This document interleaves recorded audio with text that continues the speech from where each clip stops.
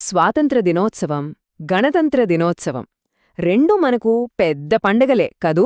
కాని ఒక్క నిమిషం ఆలోచిస్తే చాలా మందికి ఈ రెండిటి మధ్య అసలు తేడా ఏంటో సరిగ్గా తెలీదు. కేవలం తేదీలు వేరు, పరేడ్లు వేరనేనా? ఈరోజు ఆ కన్ఫ్యూజన్కు ఫుల్ స్టాప్ పెట్టేద్దాం.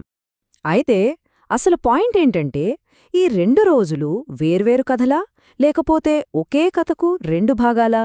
జెండా ఎగరేయడం, సెలవు తీసుకోవడం మాత్రమే కాకుండా వీటి వెలకున్న అసలైన కథేంటో తెలుసుకుందాం రండి. ఈ పజిల్ను ఇప్పుడు సాల్వ్ చేసేద్దాం.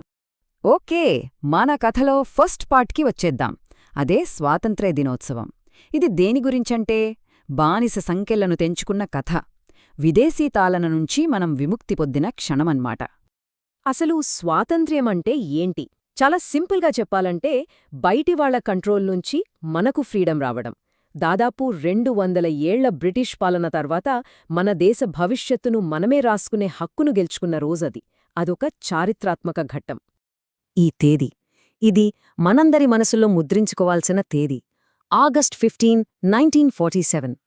ఆ రోజు అర్ధరాత్రి ఒక దేశం కొత్త ఉత్సాహంతో మేల్కొంది. కోట్లాది మంది భారతీయుల కలలు నిజమైన రోజు. ఒక సరికొత్త శకం మొదలైంది.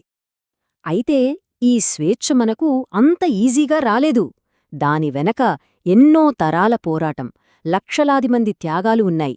గాంధీ, నెహ్రూ లాంటి మహనీయుల నాయకత్వంలో దేశమంతా ఒక్కటయింది.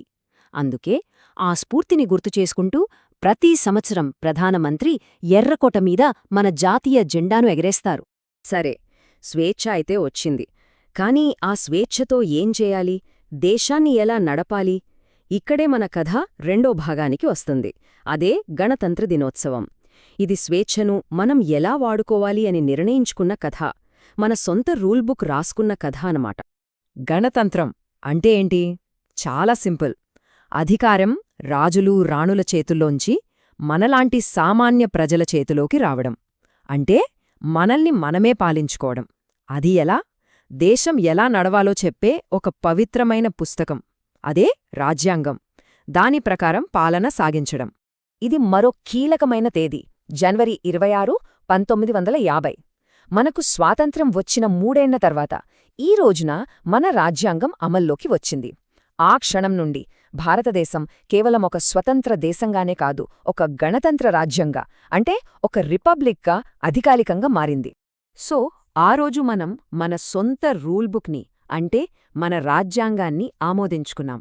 దీని రూపశిల్పి డాక్టర్ బిఆర్ అంబేడ్కర్ అయితే, ఆ రాజ్యాంగం ప్రకారం మన మొదటి రాష్ట్రపతిగా డాక్టర్ రాజేంద్రప్రసాద్ ప్రమాణ స్వీకారం చేశారు. ఆ చారిత్రాత్మక ఘట్టానికి గుర్తుగా మన సైనిక శక్తిని, మన సాంస్కృతిక వైభవాన్ని చూపిస్తూ కర్తవ్యపథలో గ్రాండ్ పరేడ్ నిర్వహిస్తారు. సరే, 2 కథలు విన్నాం గదా, ఇప్పుడు అసలు విషయానికి వచ్చేద్దాం. ఈ రెండింటినీ పక్కపక్కన పెట్టి చూస్తే ఆ తేడా ఏంటో చాలా క్లియర్గా అర్థమైపోతుంది. చూశారా ఎంత సింపులో? స్వాతంత్ర దినోత్సవం అంటే బయటివాళ్ల పాలన నుంచి విముక్తి పొందడం. ఇక గణతంత్ర దినోత్సవం అంటే మనల్ని మనమే మన రాజ్యాంగం ద్వారా పాలించుకోవడం. ఒకటి స్వేచ్ఛను సాధించడం అయితే, మరొకటి ఆ స్వేచ్ఛను ఎలా ఉపయోగించాలో నిర్ణయించుకోవడం. ఈ టేబుల్లో తేడాలు ఇంకా క్లియర్గా కనిపిస్తాయి. చూడండి, ఒకచోట స్వాతంత్ర్య పోరాటం హీరో అయితే, మరోచోట మన రాజ్యాంగం హీరో. వేడుకలు కూడా అంతే. ఎర్రకోటపై జెండా ఎగరేయడమనేది మన స్వేచ్ఛా ప్రకటన. అదే కర్తవ్యపథలో జరిగే పరేడ్ మన క్రమశిక్షణకు, మన సార్వభౌమత్వానికి సింబల్. అందుకే ఇవి కేవలం 2 వేర్వేరు సెలవు రోజులు కావు. ఇవొకటే నాణ్యానికి బొమ్మా బొరుసులాంటివి. ఈ 2 కలిస్తేనే మన దేశకథ పూర్తవుతుంది. ఆ కథ పేరే స్వేచ్ఛ ఇంకా బాధ్యత. మనమందరం గుర్తుంచుకోవాల్సిన అసలు విషయం ఇదే. స్వాతంత్ర్యం మనకు స్వేచ్ఛ అనే బలాన్నిస్తే, గణతంత్రం ఆ బలాన్ని బాధ్యతగా ఎలా వాడాలో నేర్పిస్తుంది. స్వేచ్ఛను సాధించడం ఒక ఎత్తైతే, దాన్ని నిలబెట్టుకోవడం మరో ఎత్తు. ఒక్క మాటలో చెప్పాలంటే, స్వాతంత్ర దినోత్సవం మన గతాన్ని, మన వీరుల త్యాగాలను గుర్తుచేస్తోంది. అదే గణతంత్ర దినోత్సవం మన భవిష్యత్తును, మన హక్కులను, మన బాధ్యతలను గుర్తుచేస్తోంది. ఒకటి మన మూలాలను చూపిస్తే, మరొకటి మనం నడవాల్సిన దారిని చూపిస్తోంది. చివరగా ఒక్క ప్రశ్నతో ముగిద్దాం. స్వేచ్ఛగా ఉండడం, బాధ్యతగా మెలగడం, ఒక దేశం ఈ రెండింటినీ ఎలా బ్యాలెన్స్ చేస్తుంది? బహుశా ఆ సమాధానం దేశంలో కాదు, దాని పౌరులుగా మనలోనే దాగి ఉందేమో. దీని గురించి కాస్త ఆలోచించండి.